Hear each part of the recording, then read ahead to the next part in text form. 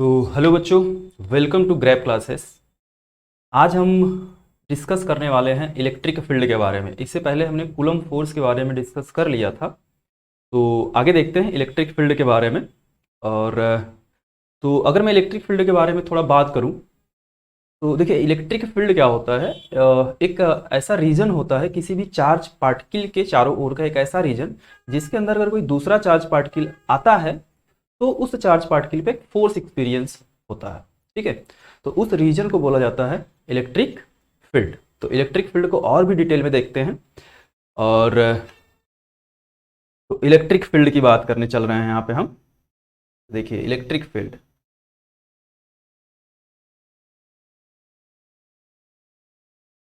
ठीक है। सपोज करते हैं कि हमारे पास एक चार्ज पार्टिकल है, एक प्लस क्यू चार्ज पार्टिकल है या पॉजिटिव चार्ज पार्टिकल है। तो हर एक चार्ज का एक अपना रीजन होता है। तो सपोज करते हैं कि इसके भाई चारों ओर का ये रीजन है, ठीक है, ये रीजन है। इसके अंदर अगर कोई दूसरा चार्ज पार्टिकल आता है तो ये चार्ज क्या करेगा, उस पर फोर्स लगाएगा। और ये चार्ज सपोज करते हैं क्यू है, ठीक है। तो इसके अंदर क्या करते हैं, एक टेस्ट चार्ज लाते हैं हम लोग, ठीक है। टेस्ट चार्ज एक क्यू नॉट लेते हैं और ये भी पॉजिटिव होता है, ठीक है। तो अब ये क्या करेगा, देखिए ये इसको सोर्स चार्ज बोलते हैं हम लोग, थोड़ा इसको सोर्स चार्ज बोल देते हैं। ये सोर्स चार्ज है और इसको बोला जाएगा टेस्ट चार्ज, ठीक है। तो ये सोर्स चार्ज क्या करेगा, इस टेस्ट चार्ज पे फोर्स लगाना शुरू कर देगा। अगर यही टेस्ट चार्ज बाहर हो जाए, कहीं यहाँ पे हो जाए, तो ये क्या किया, इस रीजन के बाहर हो गया, तो ये सोर्स चार्ज हमारा इस पर कोई फोर्स एक्सपीरियंस नहीं करेगा, ठीक है। तो किसी भी रीजन के चारों ओर का ऐसा रीजन जिसके अंदर अगर कोई दूसरा चार्ज पार्टिकल आता है तो उस पर फोर्स एक्सपीरियंस होता है, ठीक है। तो सबसे पहले बात, ये भी पॉजिटिव चार्ज, ये भी पॉजिटिव चार्ज है, तो इनके बीच फोर्स की अगर बात करें तो देखिए इस पर फोर्स कितना लगेगा, कहीं से डायरेक्शन में लगेगा, रिपल्सिव फोर्स लगेगा, क्योंकि दोनों पॉजिटिव है। तो इलेक्ट्रिक फील्ड इंटेंसिटी, अब देखिए इस पॉइंट पे अगर चार्ज है तो इस पॉइंट पे इलेक्ट्रिक फील्ड की क्या इंटेंसिटी होगी, इसकी बात करने चल रहे हैं। और सपोज करते हैं कि यहाँ से आर डिस्टेंस पे है, ठीक है, ये आर डिस्टेंस पे है, तो यहाँ पे इलेक्ट्रिक फील्ड की इंटेंसिटी कितनी होगी, इसके बारे में। तो देखिए सबसे पहले तो फोर्स निकाल लेते हैं भाई, इनके बीच कितना होगा। ये लिख सकते हैं 1/4 pi epsilon not q into q not upon r square. Force तो हमने पढ़ा हुआ है, इलेक्ट्रिक फोर्स। अब देखिए इलेक्ट्रिक फील्ड इंटेंसिटी के बारे में बात कर रहे हैं थोड़ा सा। इलेक्ट्रिक फील्ड इंटेंसिटी, ठीक है। और इलेक्ट्रिक फील्ड इंटेंसिटी को हम लोग ई से डिनोट करते हैं, तो ई इज इक्वल टू होता है, चलिए, एफ बाई क्यू नॉट, ठीक है। इसको और अच्छे से लिखा जाए थोड़ा सा, तो क्यू नॉट हमारा जो होता है, ये ध्यान रखें, क्यू नॉट हमारा जीरो को टेंड करता है। ये टेस्ट चार्ज होता है और बहुत स्मॉल चार्ज होता है, तो इसलिए इसको टेस्ट चार्ज बोलते हैं। और टेस्ट चार्ज का मतलब ये है कि इस पॉइंट पे हम लोग टेस्ट करने के लिए इसको रखे हैं कि वहाँ पे इलेक्ट्रिक फील्ड की इंटेंसिटी कितनी होगी, ठीक है। तो यहाँ से थोड़ा सा इसका यूनिट देख लेते हैं कितना होगा भाई इलेक्ट्रिक फील्ड का। तो इलेक्ट्रिक फील्ड का यूनिट देखेंगे तो फोर्स अपॉन चार्ज है, फोर्स का यूनिट होता है न्यूटन पर कूलम, ये इसका यूनिट होगा, ठीक है। और ध्यान रहे किसी भी पॉइंट पे जो फोर्स का डायरेक्शन होगा वही इलेक्ट्रिक फील्ड का डायरेक्शन होगा। तो अगर मैं इस पॉइंट क्यू नॉट पे अगर देखा जाए तो यहाँ पे फोर्स का डायरेक्शन बाहर की ओर है, तो जाहिर सी बात है इलेक्ट्रिक फील्ड का भी डायरेक्शन क्या होगा, बाहर की ओर होगा। तो इलेक्ट्रिक फील्ड की वैल्यू कितनी होगी, तो देखिए E is equal to, F की वैल्यू पता है, मैग्नीट्यूड की बात करने चल रहे हैं, 1/4 pi epsilon not q q not by r square total divided by q not, ठीक है। क्यू नॉट कैंसिल हो गया, तो इलेक्ट्रिक फील्ड हमारा जो मिलेगा ये आएगा 1/4 pi epsilon not q by r square, ठीक है।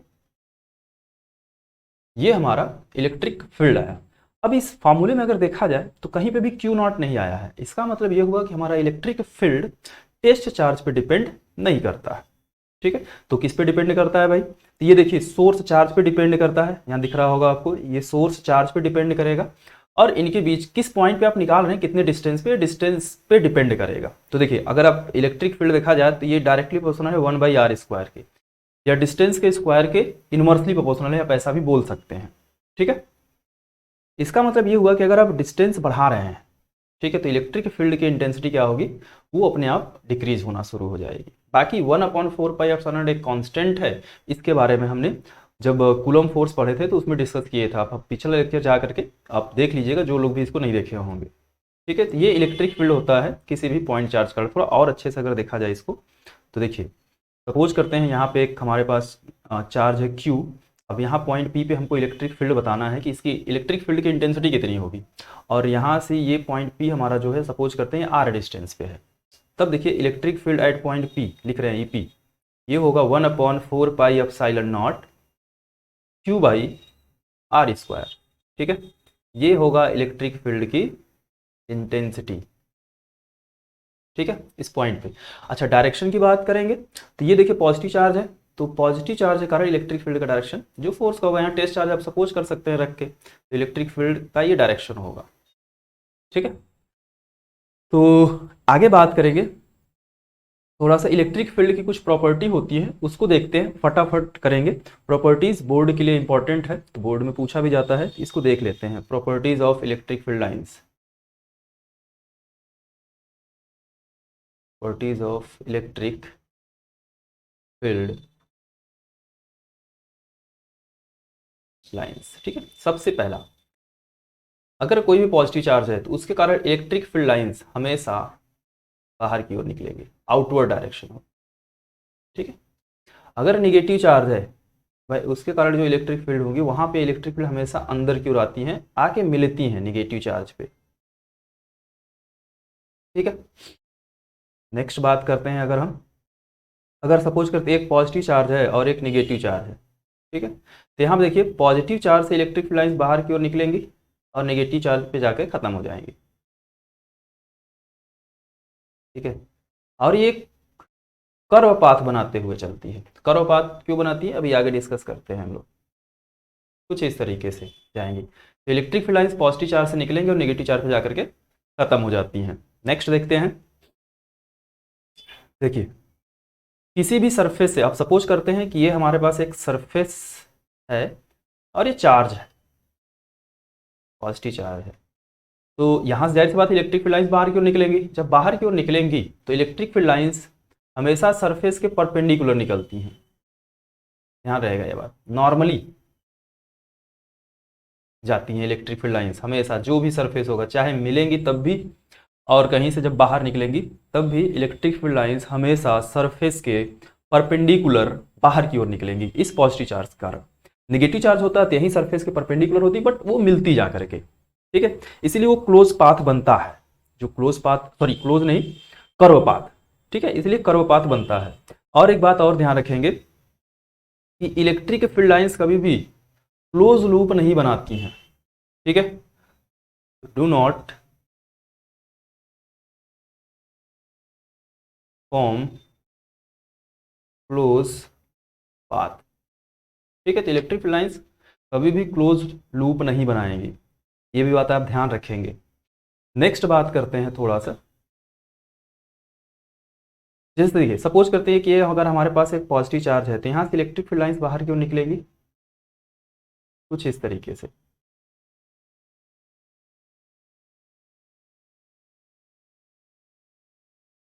ये इलेक्ट्रिक फील्ड लाइंस बाहर की ओर निकलेंगी। थोड़ा इनकी क्राउडिंग के बारे में बात करने वाले हैं।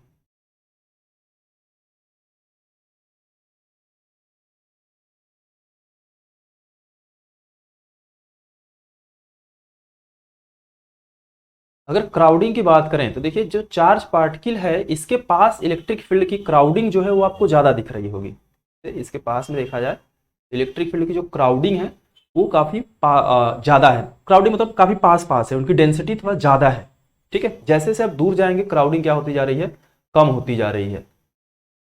ठीक है, मतलब इलेक्ट्रिक किसी भी चार्ज पार्टिकल के अगर पास बात करें, नियर बात करें, तो इलेक्ट्रिक फील्ड इंटेंसिटी की वैल्यू ज़्यादा होगी। जैसे जैसे आप दूर जाते जाएंगे इलेक्ट्रिक फील्ड की वैल्यू कम होती जाती है, क्योंकि उनकी क्राउडिंग भी कम होती जाती है।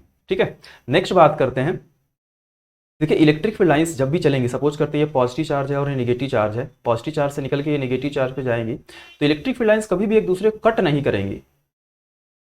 ठीक है, कभी भी कट नहीं करेंगी।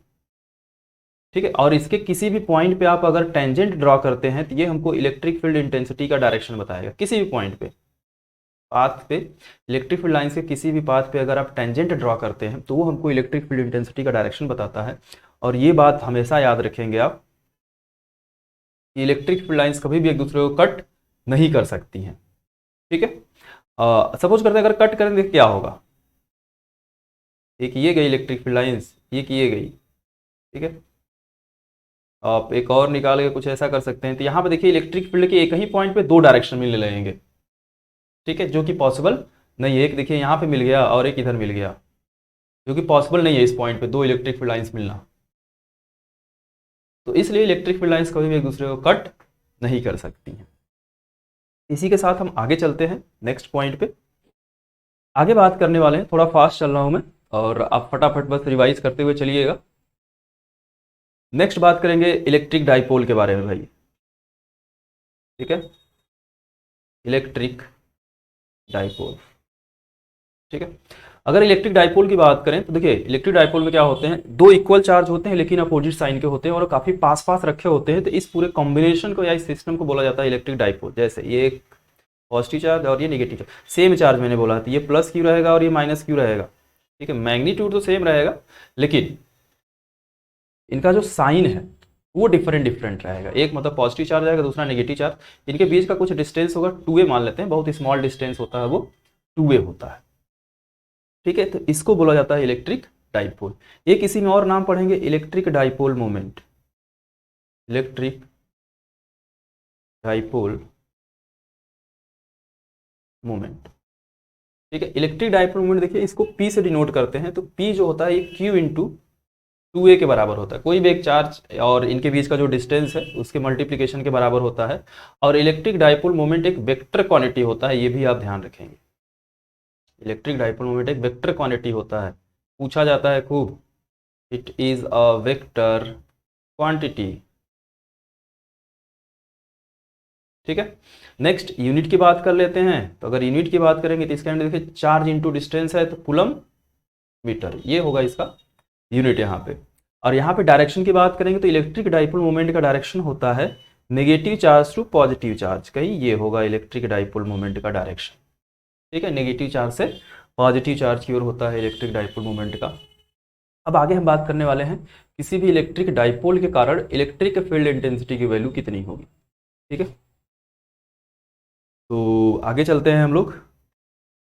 इलेक्ट्रिक फील्ड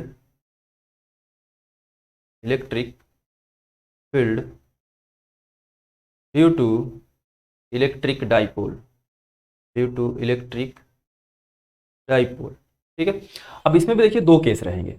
पहला पढ़ेंगे हम लोग along एक्सियल लाइन। ठीक है, along एक्सियल लाइन। सेकेंड रहता है हमारा along equatorial line. Axial line की बात पहले मैं करूंगा। देखिए सपोज करते हैं ये माइनस क्यू चार्ज है, एक डाइपोल बना लेते हैं, ये प्लस क्यू चार्ज है। ठीक है, इनके बीच का डिस्टेंस 2a है। एक्सियल का मतलब इसी एक्सिस के लॉन्ग, जो डाइपोल है हमारा इसी एक्सिस के लॉन्ग एक पॉइंट P है जो कि इसके मिड पॉइंट से वाला ये r डिस्टेंस पे है। पॉइंट P हमारा डाइपोल के मिड पॉइंट से कितने डिस्टेंस पे है, r डिस्टेंस पे है। ठीक है, अच्छा ये मिड पॉइंट पे जाहिर सी बात है ये वाला भी डिस्टेंस कितना होगा, तब ये a के बराबर हो जाएगा और ये भी किसके बराबर हो जाएगा, a के बराबर हो जाएगा।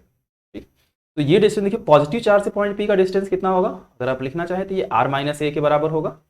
ठीक है, और माइनस चार्ज से देखा जाए तो ये किसके बराबर होगा, r प्लस a के बराबर होगा। ठीक है, तो देखिए हम क्या करेंगे, अच्छा किसी पॉइंट चार्ज का अलग इलेक्ट्रिक फील्ड तो आता है हमको निकालने, कैसे।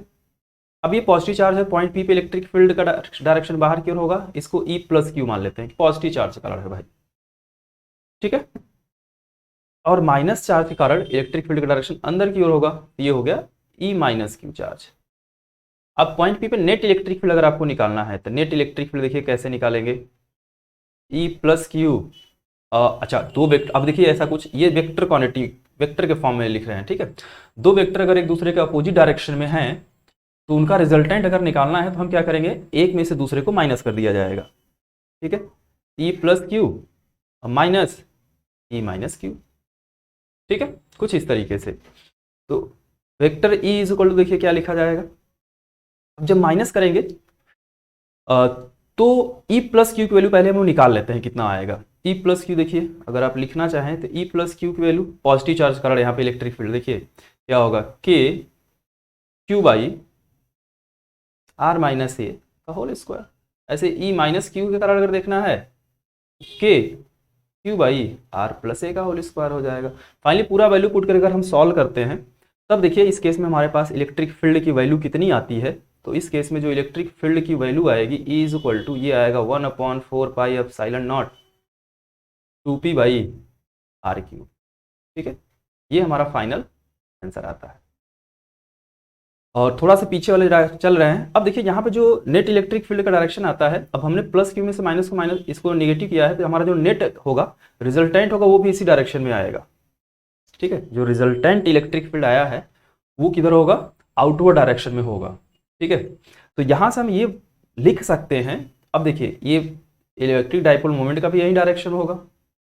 ठीक है, तो इस केस में इक्वेटोरियल केस में इलेक्ट्रिक फील्ड इंटेंसिटी और इलेक्ट्रिक डाइपोल मोमेंट के बीच का जो एंगल होता है वो 0 डिग्री होता है या पैरेलल होते हैं। यहाँ पे ये भी बोल सकते हैं, देखिए अगर इसको लिखना है तो आप ऐसे भी लिख सकते हैं। ठीक है, तो यहाँ पे इलेक्ट्रिक फील्ड क्या है, parallel to electric dipole moment. ठीक है, ये काफी अच्छा क्वेश्चन है, पूछा जाता है, तो इसको आप याद रखेंगे। ठीक है, नेक्स्ट आता है along equatorial line, second point, along equatorial line. अगर अलोंग इक्वेटोरियल लाइन की हम बात करते हैं, इक्वेटोरियल लाइन की बात करेंगे तो यहाँ देख लीजिए ये हमारे पास एक माइनस क्यू चार्ज है और ये प्लस क्यू चार्ज है, इनके बीच का डिस्टेंस फिर से वहीं 2a हो गया और इसके मिड पॉइंट से परपेंडिकुलर जाएंगे भाई। अब कहाँ जाएंगे, परपेंडिकुलर, यहाँ से r डिस्टेंस पे।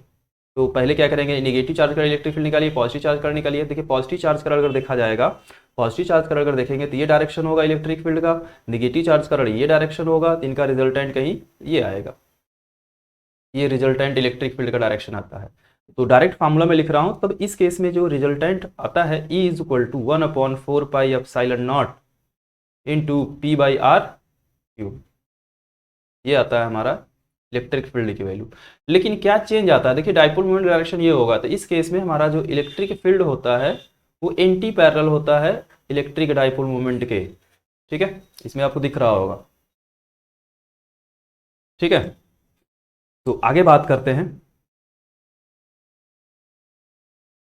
अब देखिए इलेक्ट्रिक, अब ये तो मैंने एक एक्सियल लाइन के लिया, इक्वेटोरियल लाइन के लिया, ऐसे अगर कोई पॉइंट आर्बिट्री कोई पॉइंट पी ले लेते हैं जहाँ पे इलेक्ट्रिक डाइपोल का इलेक्ट्रिक फील्ड निकालना है, तो कैसे करेंगे। फिर से देखिए ये माइनस क्यू चार्ज रहा, ये प्लस क्यू चार्ज रहा। ठीक है, और इनके बीच का डिस्टेंस 2a है इसके मिड पॉइंट से। अब ऐसे ही कोई पॉइंट ले लेते हैं, यहाँ पे पॉइंट P है। ठीक है, r डिस्टेंस है, यहाँ पे गया होगा, उसमें आपको दिख रहा था एक तो एक्सियल लाइन की लेंथ था, एक परपेंडिकुलर था, मतलब एक हॉरिजॉन्टल लिए थे, एक परपेंडिकुलर लिए थे। लेकिन इस केस में हमने ऐसे कोई पॉइंट पी ले लेता और ये मान लेते हैं इलेक्ट्रिक डाइपोल मोमेंट से कुछ एंगल बना रहा है थीटा। तो इस केस में देखिए जो इलेक्ट्रिक फील्ड होगा ये आता है 1/4πε0 p under root 1 + 3 cos square theta upon r cube. ठीक है, तो इस केस में हमारा ये इलेक्ट्रिक फील्ड आता है। अगर ऐसे कोई पॉइंट ले लें तो अब थोड़ा सा चेक करते हैं। एक्सियल लाइन की बात करेंगे तो एक्सियल लाइन की अगर बात करते हैं, एक्सियल लाइन की अगर बात करते हैं जिसके में थीटा कितना होगा, 0 डिग्री होगा। अगर थीटा 0 होगा तो कॉस थीटा की वैल्यू 0। देखिए पॉइंट पी को कहीं यहाँ ना होगा, ठीक है, उसके लिए थीटा 0 करना होगा। थीटा 0 होगा तो कॉस 0 1 हो गया। ये देखिए 3 + 1 4 हो जाएगा, 4 रूट से बाहर आ जाएगा, 2p/r क्यूब अगर आप देखेंगे तो वहीं आया रहेगा। और अलॉन्ग इक्वेटोरियल लाइन की बात करते हैं, इक्वेटोरियल केस में इसको क्या होगा, परपेंडिकुलर होना पड़ेगा, मतलब थीटा क्या होना पड़ेगा, 90 डिग्री। थीटा 90 होगा तो cos 90 की वैल्यू 0 होता है। ये 1 बचा, 1 रूट से बाहर आ जाएगा, p बचेगा। तो अगर आप देखेंगे तो p/r क्यूब आता है।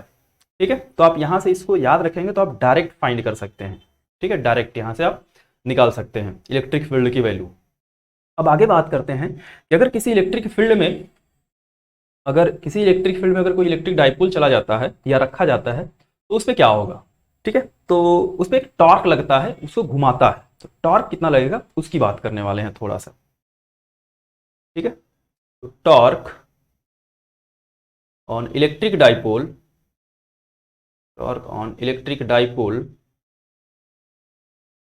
इन यूनिफॉर्म इलेक्ट्रिक फील्ड, ठीक है। अब देखिए तो बना लेते हैं भाई हम भी इलेक्ट्रिक फील्ड कुछ इस तरीके से, ये यूनिफॉर्म इलेक्ट्रिक फील्ड है। ठीक है, जिसके अंदर एक इलेक्ट्रिक डाइपोल रख रहे हैं। चलिए, ये प्लस क्यू चार्ज हो गया और ये माइनस क्यू चार्ज हो गया। ठीक है, तो देखिए, अगर कोई पॉजिटिव चार्ज किसी, ये इनके बीच का डिस्टेंस 2a है, अगर कोई पॉजिटिव चार्ज किसी इलेक्ट्रिक फील्ड में जाता है तो उस पर एक फोर्स लगता है, वो इलेक्ट्रिक फील्ड के डायरेक्शन में लगता है फोर्स भाई, और ये कितना लगेगा, क्यू ई के बराबर लगेगा। और कोई नेगेटिव चार्ज आता है तो वो इलेक्ट्रिक फील्ड के अपोजिट डायरेक्शन में लगता है, और वो भी कितना होगा, सेम फोर्स होगा लेकिन अपोजिट डायरेक्शन में हो जाएगा इलेक्ट्रिक फील्ड लेके। तो देखिए, एक फोर्स इधर लग रहा है कि इधर लग रहा है, तो जाहिर सी बात ये क्या करेगा, इसको रोटेट कराएगा कुछ इस तरीके से। ठीक है, जब इसको रोटेट कराएगा तो इस पर टॉर्क लगता है, तो टॉर्क कितना होगा, तो टाउ, देखिए टॉर्क को टाउ से डिनोट करते हैं। टाउ जो होता है ये हमारा पी ई कॉस थीटा के बराबर आता है। कितना आता है, पी ई कॉस थीटा के बराबर आएगा। ठीक है, तो थोड़ा आगे चलते हैं, कुछ केस लेते हैं। देखिए केस फर्स्ट, या इसको वेक्टर फॉर्म में लिखना है तो vector tau is equal to लिख सकते हैं vector P cross vector E. ठीक है, बाकी टॉर्क यूनिट आपको पता है, टॉर्क क्या होता है, force into perpendicular distance from the axis of rotation. तो इसका यूनिट अगर लिखना चाहें आप तो यूनिट होगा न्यूटन मीटर। ठीक है, क्योंकि फोर्स इनटू डिस्टेंस होता है। तो ये टॉर्क आता है इस केस में, इलेक्ट्रिक फील्ड में अगर कोई इलेक्ट्रिक डाइपोल रखा जाए तो उस पर कितना टॉर्क लगेगा, तो tau is equal to P cos theta होता है। इसको वेक्टर टर्म में लिखना है, सॉरी सॉरी, कॉस नहीं होता है, साइन होता है। ठीक है, चलिए, पी साइन थीटा, ये पी ई साइन थीटा के बराबर होता है। इसको कुछ इस तरीके से लिखा जाएगा। अब देखिए केस ले लेते हैं थोड़ा सा, केस फर्स्ट अगर पढ़ा जाएगा तो if theta is equal to, क्या करते हैं, 0 डिग्री लेते हैं पहले। थीटा इज इक्वल टू अगर 0 हो गया तब टॉर्क कितना हो जाएगा, तो साइन 0 की वैल्यू 0 होता है, तो टॉर्क क्या हो जाएगा, 0। ठीक है, इस केस में ये रोटेट नहीं करेगा। ठीक है, अगर नहीं करेगा तो इस केस को बोला जाता है, इस केस को बोला जाता है स्टेबल इक्विलिब्रियम। क्या बोलेंगे, स्टेबल इक्विलिब्रियम। ठीक है, केस सेकेंड की बात करते हैं, अगर if theta is equal to क्या हो जाए, 90 डिग्री, तो इस केस में जो टॉर्क आता है, इस केस में जो टॉर्क आएगा ये आएगा पी ई साइन 90, और साइन 90 आपको पता है कि भाई कितना होता है, 1 होता है। तो ये किसके बराबर आ जाएगा, पी इंटू ई के बराबर आ जाएगा, और ये हमारा मैक्सिमम टॉर्क होता है। क्या होता है, मैक्सिमम टॉर्क होता है। नेक्स्ट आगे चलते हैं, केस थर्ड लेके चलते हैं। If theta is equal to 180 हो जाए, ठीक है, अगर 180 हो जाएगा तो तब भी टॉर्क हमारा क्या होता है, 0 हो जाता है। ठीक है, तब भी टॉर्क हमारा 0 होगा। तो लेकिन इस केस को बोला जाता है अनस्टेबल इक्विलिब्रियम। तो क्या बोलेंगे, अनस्टेबल इक्विलिब्रियम, अनस्टेबल इक्विलिब्रियम। ठीक है, ये भी बात आप ध्यान रखेंगे। अच्छा, कभी कभी आपको डायरेक्ट दे देता है भाई स्टेबल इक्विलिब्रियम केस में बताइए टॉर्क कितना होता है, या फिर स्टेबल इक्विलिब्रियम केस में, या फिर अनस्टेबल इक्विलिब्रियम केस में टॉर्क कितना होगा। ये डायरेक्ट क्वेश्चन पूछ लेता है, तो आपको उसके लिए एंगल भी पता होना चाहिए। ठीक है, या एंगल पूछ लेता है कि इलेक्ट्रिक फील्ड और इलेक्ट्रिक डाइपोल मोमेंट के बीच एंगल कितना होगा। नेक्स्ट आगे चलते हैं, जब ये रोटेट करेगा तो इसके अंदर कुछ एनर्जी भी इसके अंदर कुछ पोटेंशियल एनर्जी होती है। तो पोटेंशियल एनर्जी की वैल्यू कितनी होगी उसकी बात करते हैं। तो पोटेंशियल एनर्जी या वर्क डन जो भी है, potential energy of electric dipole